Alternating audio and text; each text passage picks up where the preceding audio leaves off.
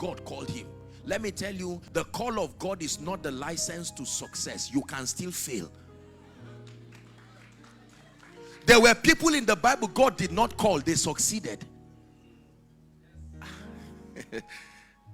You go and read your Bible.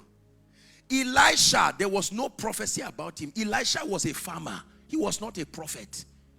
But he subscribed to the law of mentorship until he carried the mantle. And other people like Moses, your Moses, didn't enter the promised land. The call of God is not an automatic ticket for success. Even if you see Jesus, you will still bend to the reality of the principles that make for success. When Jesus appeared to Saul, he said, I'm done. I recommend you back. Go and continue to learn. From there, he would go to the wilderness of Arabia for 18 years. Even Jesus, the Word himself, went to the temple to learn about himself again. He went to learn Jesus the way.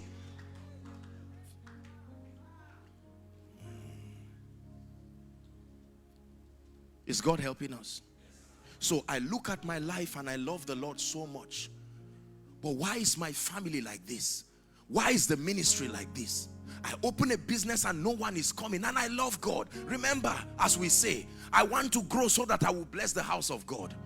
Sincere desire, but not even the desire itself will automatically bring blessings. God is the God of systems. Please understand this. This is the name of God I want you to know and understand today. Systems. He came to listen to the prayer and the sacrifice of both Cain and Abel. Did you know that God attended to both of them unbiasedly? But at the end of it, one subscribed to a system, a pattern, and it was received. So God came. It looked like he did not come.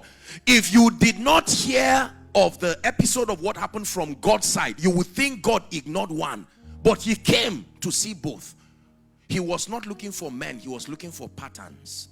When he found his pattern, he honored it immediately. The same way your prosperity is not looking for you, it's looking for obedience to patterns. And if you are the one who has it, it will look like it's coming to you. The systemic nature of life is very powerful. When I learned this, I told myself, regardless of my background, I'm grateful because I can find my way out. Imagine that I had to just depend on the emotions of men. Some of us will never rise. But the God of heaven who programmed this system, the same way you are sitting now, forget about what is in your pocket or not in your pocket. Forget about who knows you or not. If you pay attention and light takes you from your yesterday through your today into your tomorrow, you will turn back and say, my God, I've heard people sing that you can change men, but this is true. And usually people will say, you are lucky. Oh. You mean that church just changed you? You just came and in 2 months you are changed. No. Growth happens through understanding. Grace and peace is multiplied through knowledge, exact understanding. So I decided to compartmentalize my life into all the dimensions that I know would be required for my excelling and my living an impactful life. And I started to pursue exact knowledge. I don't just want to pursue random spiritual growth, just reading the Bible anyhow. You just open today and say, I feel like reading Exodus. Now you are doing the same thing that a student does by hopping to any faculty at all and says no knowledge is a waste. Imagine that you hop to just anywhere and say, after all, I'm still learning. Yes, you are learning, but your knowledge is not guided and it's not specific. So it cannot make any noticeable impact. Are we together? There is one thing that you can know, please hear me, and never beg for bread again until Jesus comes.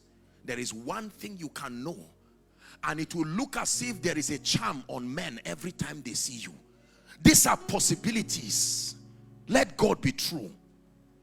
And let every man, let every culture, let every background, let every situation, let every mountain be a liar. There is something your business can have and know and do. People of God, that what you see now that you call success will be what those you raise will be doing. because you will scale to a height unimagined. Do not peg yourself and plateau at a level and convince yourself this is all there is. No. I came to challenge you. It is the power of light. When you faint, is proof that there is weakness somewhere. And much more than just an impartation, he sends light first. An impartation is useless when your understanding is barren. Remember, the oil assumes the shape of the container. If you turn the container this way, the oil will look like it's pouring. If you keep the container up, the oil will look secured. The oil is there with its potential, but the container controls what it does. When your capacity is small, impartation becomes almost unfruitful. That's why people fall down and stand up again and again and return back, because your container was almost pouring, and as you were putting the oil, it still came out. But when God expands you, and then that grace comes on your life, it will be like the foxes of Samson. You will say, where is that challenge that brought shame to me yesterday? I'm not praying that you go. By you, I will leap over walls. And you look at it and greet your landlord and say, sir, thank you so much for driving me. Would you be available for my Thanksgiving? Say, Thanksgiving of what? You gave birth to a child? Say, no, I just finished my estate. In how many months? 5. He said, you are a thief. You've started. I'm not a thief. Light is not a ladder, it's a lift. It can take you to dimensions unimagined. Let me tell you this. Time never changes anything.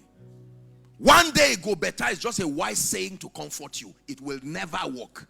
Time does not change anything. Time only reveals. When you have an encounter with the light of God and you embrace it, then things will turn around in your life.